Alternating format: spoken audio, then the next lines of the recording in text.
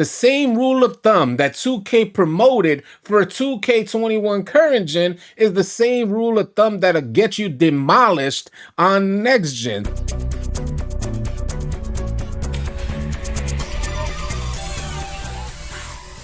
Hey, what's up, YouTube? You already know I'm AllCity with AllCityLiveTV.com, and thank you for tuning in. Man, I wanted to talk about the defense in NBA 2K21 current gen versus the defense in NBA 2K21 next gen, and what did 2K do to try and fix defense or fix what's going on current gen with next gen. You see, in next gen, if you stay dead in the middle of the paint, you're gonna get bodied, right? We know this. There's too many contact dunk animations. There's too many canned animations that we all like just really don't necessarily like. It gets old really quick.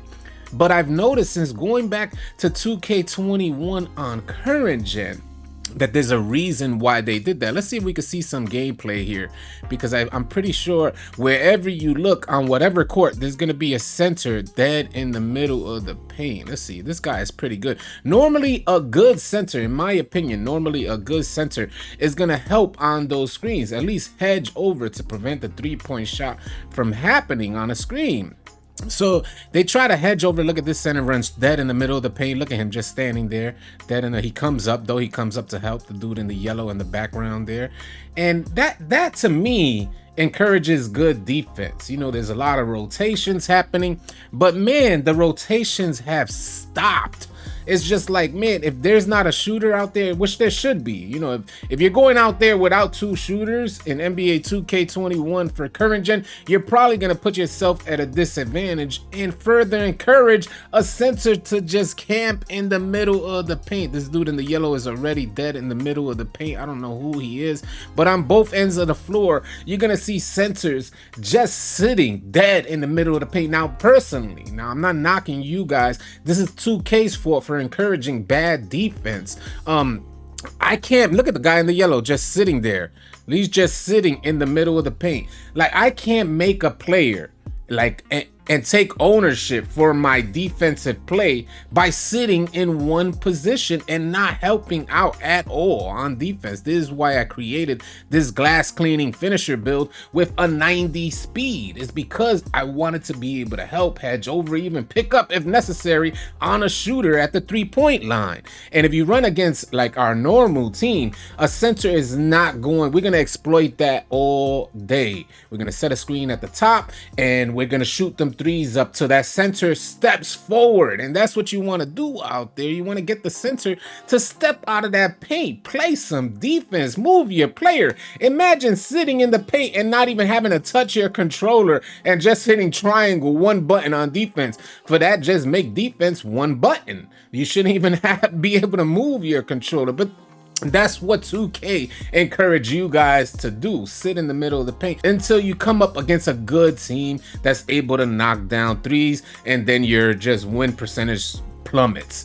And that's what's normally happening with this generation of gamers on 2K21 for current gen and 2K21 for next gen. All those players got exploited and they got bodied for sitting in the paint. The same rule of thumb that 2K promoted for 2K21 current gen is the same rule of thumb that'll get you demolished on next gen. So it's like, what do you do out there? I personally cannot ever play defense sitting in the middle of the paint. That's just not my style. We work in a lot of rotations on defense and we try our best to run that pick and roll on offense, leaving a shooter in the corner for anyone that may want to help on defense. So these are some of the things that I've learned about current gen and why the gameplay is somewhat lacking on both.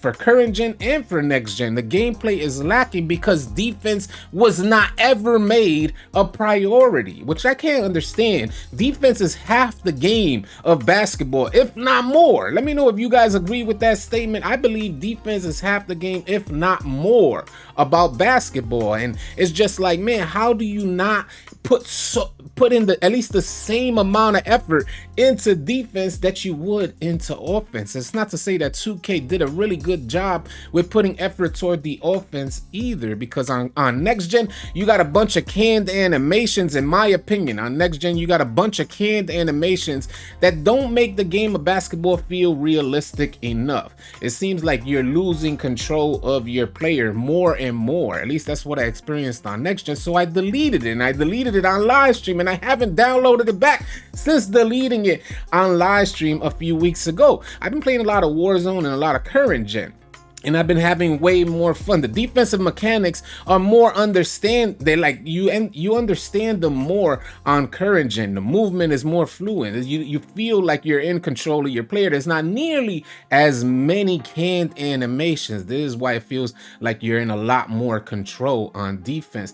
That's not to say that there's not a bunch of things wrong with current gen. I know a lot of people say that they're running into Zens on current gen, but that hasn't been my experience since getting on current gen. You see a lot of speed boosters out there, but you can prevent the speed boost with good rotations, and the center needs to come out the paint to prevent that speed boost from even being an option for the offense. And it's all key and based on the center coming out the paint, which is why I made a fast center myself. A lot of you guys probably don't know about the glass cleaning finisher with a 90 speed. You may want to consider looking into it. It's my most popular video on the channel. Check it out if you want to make a build very similar to help, you guys out there. It's not gonna get boring to you guys. Just sit in the paint. Help me understand what you're thinking when you get back on defense and literally run right under the rim and stand there. Help me understand what you're thinking, what's in your mindset, while your teammate is just getting screened at the very top and you're just sitting there. Help me understand what's going through your mind. I would love to know. I would love to understand this. I know a lot of you guys made big centers like this dude in the yellow who's just jumping all over the place and sitting dead in the middle of the paint. I personally cannot make a big center for the park. You understand that mobility and speed is key in the park. At least that's my understanding on 2K.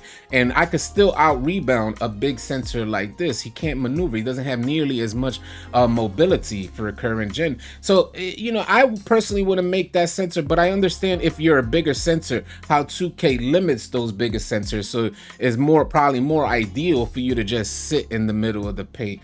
I personally wouldn't ever even create or think about creating a player like this to play in the park. I would probably create a player like that to play in rec, but then you got 3 seconds to worry about when you're playing in rec or pro-am, and how limited your mobility is to get out of 3 seconds and get back in is one of the exploits that we've noticed about going into the rec center with a big center. There's not too many people that are even skilled enough, in my opinion, to run the center position, because there's so much more to running the center than sitting in the paint. Let me know what you guys think about this video. If you found it helpful and or informative. If you did, please consider dropping a like on the video. If you're new to the channel, please consider subscribing, as we intend to have a ton of content coming your way. I'll catch you guys on the next video. Easy, y'all.